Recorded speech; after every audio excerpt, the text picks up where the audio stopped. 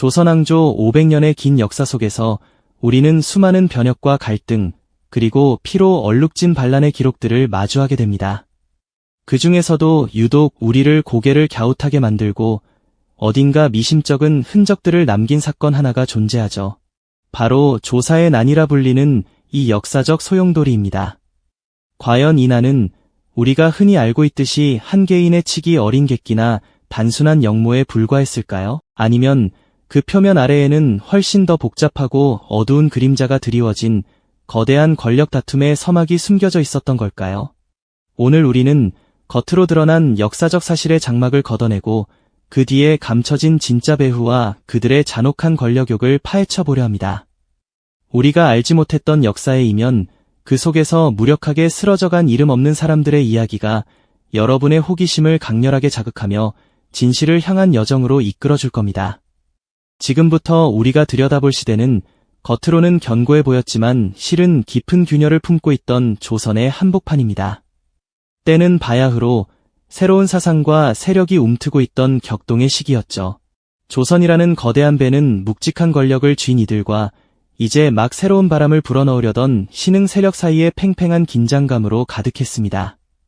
궁궐의 높은 담장 안에서는 고요함 속에 날선 신경전이 오갔고 저작거리에는 불안한 민심이 소문처럼 번져나가고 있었습니다.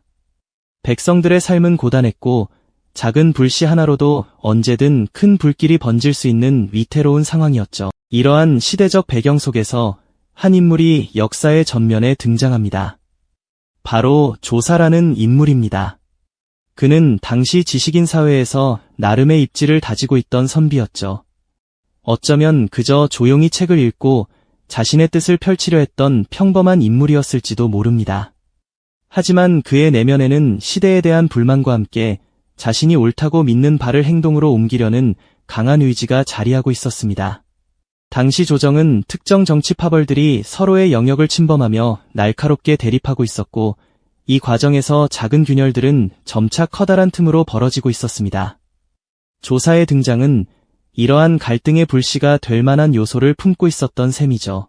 그의 난이 겉으로 드러나게 된 계기는 표면적으로는 매우 단순해 보입니다. 그가 일으킨 행동은 당시의 법도와 질서를 정면으로 거스르는 것이었으니까요. 그러나 우리가 주목해야 할 것은 과연 그가 홀로 이러한 거사를 계획하고 실행에 옮겼을까 하는 점입니다. 어쩌면 그의 행동은 이미 깊어진 조정의 암투 속에서 누군가의 의도적인 개입이나 조종 아래 이루어진 것은 아닐까요? 마치 덫에 걸린 사슴처럼 그는 알 수 없는 거대한 힘에 이끌려 역사의 무대 위로 던져진 것은 아닐까요? 이 난의 서막은 단순한 반란의 시작이 아니라 조선 사회를 뒤흔들 거대한 권력 암투의 불길한 전조였을지도 모릅니다. 이제 우리는 그 불씨가 어떻게 커져나갔는지 그리고 그 뒤에 어떤 그림자가 드리워져 있었는지를 깊이 들여다볼 시간입니다. 그 불씨는 예상보다 빠르게 들불처럼 번져 나갔습니다.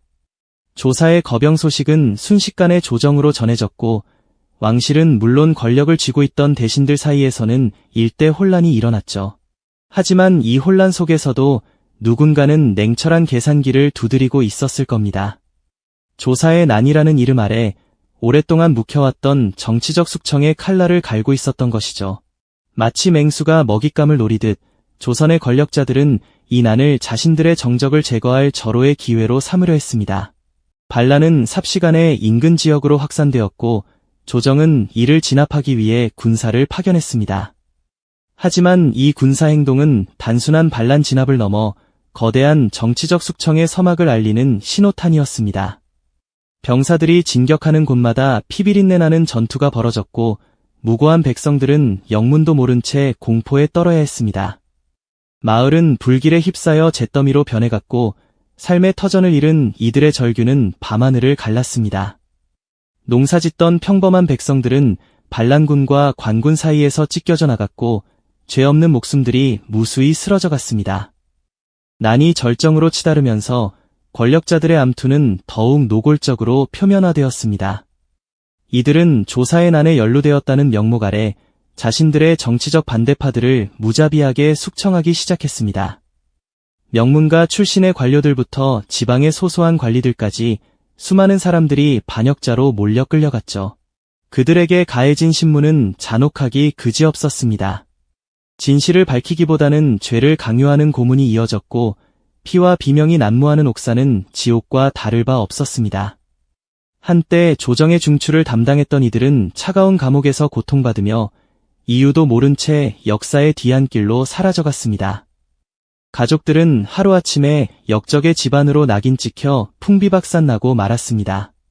아버지는 끌려가고 아내는 노비로 전락하며 자식들은 뿔뿔이 흩어졌습니다. 이 모든 비극은 조사의 난이라는 거대한 그림자 아래에서 벌어졌지만 사실 그 본질은 뼛속까지 차가운 권력 다툼이었습니다. 정치적 이득을 위해 인간의 존엄성은 물론 생명까지도 서슴없이 유린하는 잔혹한 본질이 적나라하게 드러난 것이죠. 권력을 쥐고 있던 자들은 혼란스러운 정국을 기회 삼아 자신들의 세력을 공고히 하고자 피해 숙청을 자행했습니다.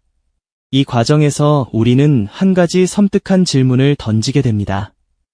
과연 조사는 자신의 반란이 이토록 거대한 숙청의 도구로 사용될 것임을 알고 있었을까요? 아니면 그 역시 누군가의 정교한 계획 속에 이용당한 불나방에 불과했던 것일까요? 기록은 침묵하고 있지만 당시의 정황들은 이 난이 단순한 개인의 치기 어린 반란을 넘어 치밀하게 계산된 권력 암투의 희생양이었음을 암시하고 있습니다. 마치 잘 짜여진 각본처럼 조사의 난은 조정 내 특정 세력에게 숙청의 명분을 제공하고 그들에게 방해되던 세력들을 제거하는 완벽한 빌미가 되어주었던 것이죠. 수많은 이들이 차가운 칼날 아래 쓰러져 갔습니다. 그들의 죽음은 단순한 반역자의 처벌이 아니라 권력의 피비린내 나는 암투가 낳은 비극적인 결과였습니다. 당시의 기록들을 들여다보면 난이 진압된 후에도 숙청의 칼날은 한동안 멈추지 않았음을 알 수 있습니다. 난에 직접적으로 참여하지 않았던 이들까지도 단지 정치적 입장이 다르다는 이유만으로 역적으로 몰려 처형되거나 유배를 떠나야 했죠. 그들의 절규는 역사서의 묵직한 기록 속에 묻혀버렸지만 그들의 피와 눈물은 조선의 땅을 적시며 깊은 상흔을 남겼을 것입니다. 이처럼 조사에 나는 겉으로는 반란이었지만 그 속내는 권력의 속성을 가장 잔혹하게 보여주는 거울이었습니다. 난이 진압되고 숙청의 칼날이 잠시 멈춘 듯 보였을 때 사람들은 비로소 안도의 한숨을 내쉬었을 겁니다. 하지만 역사는 우리에게 속삭이듯 알려주죠. 진정한 권력의 싸움은 무력 충돌이 끝난 후에야 비로소 시작된다는 것을요. 조사의 난이 남긴 폐허 위에서 누군가는 권력을 굳건히 다지고 또 다른 누군가는 모든 것을 잃었습니다. 과연 이 난의 진정한 승자는 누구였을까요? 표면적으로는 반란을 진압한 조정이 승자처럼 보였지만 그 이면에는 훨씬 더 복잡하고 냉혹한 계산이 숨어 있었죠. 난이 평정된 후 조정은 혼란을 수습하고 질서를 회복하는 데 주력했습니다. 하지만 이 과정에서 권력의 지형은 완전히 재편되고 말았죠. 조사의 난을 빌미로 오랜 시간 눈엣 가시였던 정적들을 제거하는 데 성공한 특정 세력은 그들의 입지를 더욱 공고히 할 수 있었습니다. 마치 잘 짜인 각본처럼 반란의 주모자는 처벌받았지만 그 뒤에서 실질적인 이득을 취한 이들은 따로 있었던 겁니다. 그들은 난의 혼란을 교묘히 이용해 자신들의 정치적 목표를 달성했고 그 과정에서 자신들의 권력을 한층 더 강화했으니 이보다 더 성공적인 시나리오가 어디 있었을까요? 이것이 바로 조사의 난이 우리에게 보여주는 잔혹한 진실입니다. 겉으로는 반란 주모자를 처단하고 나라의 안정을 되찾은 것처럼 보였지만 실상은 거대한 권력 다툼의 희생양이 된 수많은 이들의 비극적인 운명만이 남았을 뿐이죠. 권력을 향한 맹목적인 탐욕은 무고한 생명을 앗아갔고 오랜 시간 쌓아올린 가문의 명예를 한순간에 무너뜨렸습니다.